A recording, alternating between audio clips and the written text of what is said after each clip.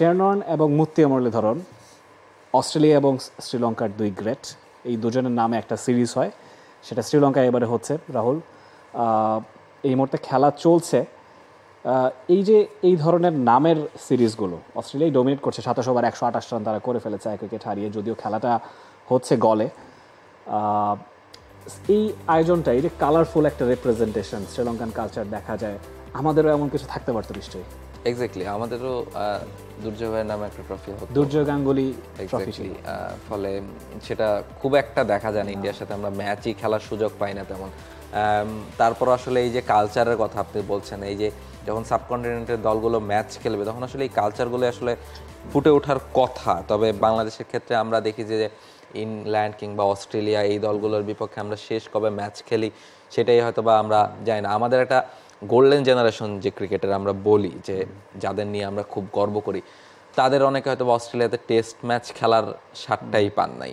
ফলে এটা তো আসলে ইনফ্যাক্ট এই টিমে, বাংলাদেশ টিমে এখন যারা খেলছে বা 10 বছর আগে থেকে যারা খেলছে কেউই পান নাই, তারা কেউই অস্ট্রেলিয়ার মাটিতে, মানে তারা কিন্তু ক্রিকেটের one of the legends, but তারা অস্ট্রেলিয়ার মাটিতে টেস্ট ম্যাচ খেলার প্রেশার কি, সেই জায়গার কালচার কি, সেই জায়গার চাপটা কি, কোনো কিছুই তারা কখনো অনুভব করতে পারেন নাই। ফলে এটা আসলে তাদের ক্যারিয়ারের জন্য মনে হয় যে তারা হয়তো যখন অবসর নেবে তখন মনে হবে যে অস্ট্রেলিয়ার মাটিতে একটা টেস্ট ম্যাচ খেলতে পারলে হয়তো বা ক্যারিয়ারটা পরিপূর্ণ হতো। ফলে বাংলাদেশের ক্রিকেটে এই আক্ষেপটা থাকবে। এখন টেস্ট চ্যাম্পিয়নশিপের কারণে হয়তো বা সেগুলা একটু একটু করে দূর হচ্ছে। আমরা নিউজিল্যান্ডের মাটিতে ম্যাচ খেলি প্রায়, তবে ইংল্যান্ড অস্ট্রেলিয়া ম্যাচ খেলাটা আমাদের জন্য মনে হয় খুব বেশি ইম্পর্টেন্ট। স্পেশালি আমাদের এখন যে ধরনের পেস বোলিং লাইন আপ তৈরি হয়েছে, নাহিদ রানা, হাসান মাহমুদ, তাসকিনরা যেভাবে বোলিং করছেন, ফলে আমাদের মনে হয় যে আমাদের পেসাররা ডিজার্ভ করে তারা আসলে ওই কন্ডিশনে বোলিং করাটা। ব্যাটারদের থেকে আমি পেসারদের কথা, বোলারদের কথা বেশি বলবো, তারা আসলে ডিজার্ভ করে। তারাও যদি এই অস্ট্রেলিয়াতে ইংল্যান্ডের টেস্ট না খেলে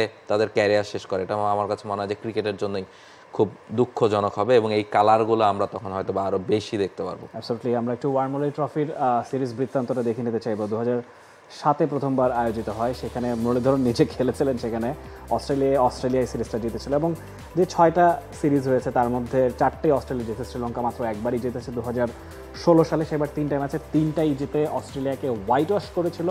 রঙ্গনা হেরাত চমৎকার খেলেছিলেন সেবার। ওভারঅল যদি আমরা চিন্তা করি, 15টা ম্যাচের মধ্যে 9টা ম্যাচেই অস্ট্রেলিয়া জিতেছে, 4টায় শ্রীলঙ্কা জিতেছে, 2টা ম্যাচ ড্র হয়েছে। কেন এই ধরনের দ্বিপাক্ষিক সিরিজগুলো দরকার, এই ধরনের নাম থাকা এবং রেগুলার বেসিস আয়োজন হওয়া ইম্পর্টেন্ট, তার একটা বড় এভিডেন্ট এখানে আমি দেখতে পাচ্ছি। দেখুন, শ্রীলঙ্কা সব মিলিয়ে 33টা ম্যাচের মধ্যে, মানে ওয়ার্ল্ড মুরলি সিরিজ বা আগেরগুলো সহ 5টা ম্যাচ জিতেছিল, টোটাল 5টা ম্যাচ জিতেছে, তার মধ্যে 4টাই কিন্তু এই ওয়ার্ল্ড মুরলি ট্রফিতে। অর্থাৎ 2007 সালের আগে আরও তো প্রায় 30 বছর তারা টেস্ট খেলেছে, সেখানে মাত্র একটা টেস্টই তারা জিততে পেরেছিল। তো এটা প্রমাণ করে যে আসলে এই ধরনের বাইলেটারাল সিরিজ, আমরা বর্ডার গাভাস্কার ট্রফিতে কিছুদিন আগে দেখেছি কি ধরনের উত্তাপ ছড়িয়েছে। তো ওদের ভবিষ্যতে আশা করি বাংলাদেশ এরকম সিরিজ একটা পেতে পারে। For more updates, subscribe to our YouTube channel and click on the bell icon. Follow us on Facebook and Instagram. Download T-Sports app to enjoy exciting games and highlights. Visit tsports.com.